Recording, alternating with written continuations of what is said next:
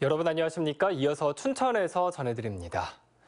오늘 춘천과 홍천을 비롯해 도내 9개 시군에서 코로나19 확진 환자 16명이 나왔습니다. 춘천 확진자 2명 중 1명은 기존 확진자의 지인으로 증상이 없는 상태에서 확진됐고 나머지 1명의 감염 경로는 조사 중입니다. 양구에서도 기존 확진자의 가족인 60대 여성이 코로나19 양성 판정을 받았습니다. 또 원주에서 5명과 홍천과 속초 각각 2명 등 오늘 오전에 모두 16명이 확진되면서 도내 전체 누적 확진 환자는 7,482명으로 늘었습니다. 요소수 대란이 이어지고 있는 가운데 강원도가 도내 청소 차량과 화물 차량 등 요소수 필요 차량 현황을 파악하고 있습니다. 강원도는 환경부의 요청에 따라 요소수 우선 공급이 필요한 청소차와 유통차 등 현황을 시군별로 파악하고 있다고 밝혔습니다.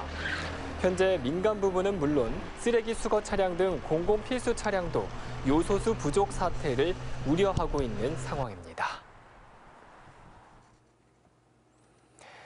오늘 아침 8시쯤 홍천군 남면 화전리의 한 도로에서 통근버스와 SUV 차량이 충돌했습니다.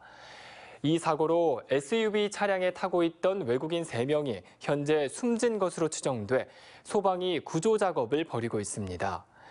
또 대명 리조트 통근버스에 타고 있던 1명이 크게 다치는 등 7명이 병원으로 이송됐습니다.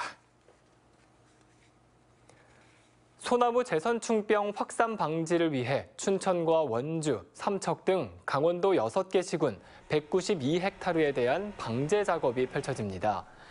강원도는 이달부터 소나무 재선충병의 매개충인 북방수염 하늘소의 우화기 이전인 내년 3월 말까지 총 사업비 22억 원을 투입해 재선충병 방제 대상목 1,900여 본을 수집 파쇄하거나 훈중 처리 또는 그물망 피복 처리합니다.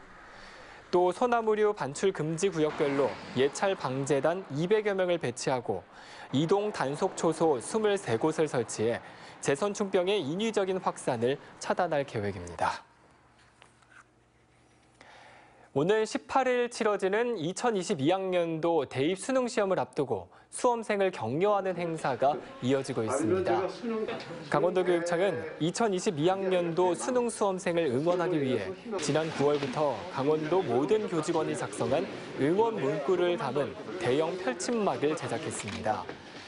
하지만 응원 펼침막 게시 행사는 강풍으로 내일로 연기됐지만 수험생들이 꿈과 희망을 잃지 않고 자신의 실력을 최대한 발휘하기 기원하는 메시지가 담겨 있습니다. 한편 이번 수능시험 강원도 응시생은 12,500여 명이며 7개 시험지구 51개 시험장에서 일제히 치러집니다. 오늘 11일부터 춘천형 소상공인 재난지원금 신청 접수가 시작됩니다. 춘천시는 코로나19 장기화로 경영에 어려움을 겪고 있는 소상공인을 지원하기 위해 춘천 지역 2만여 업체를 대상으로 한 개 업체당 20만 원씩 재난지원금을 지급합니다. 이를 위해 춘천시는 오늘 11일부터 온라인 신청에 이어 22일부터는 읍면동 행정복지센터에서 방문 신청을 접수합니다. 지원 기준은 올해 11월 11일 이전 춘천에 사업자 등록을 한 소상공인이며 코로나19 이후 폐업한 소상공인과 방역조치 적용 업종도 포함됩니다. 홍천군이 인구 감소 문제를 해결하기 위해 인구 정책에 관심 있는 군민들을 모집합니다.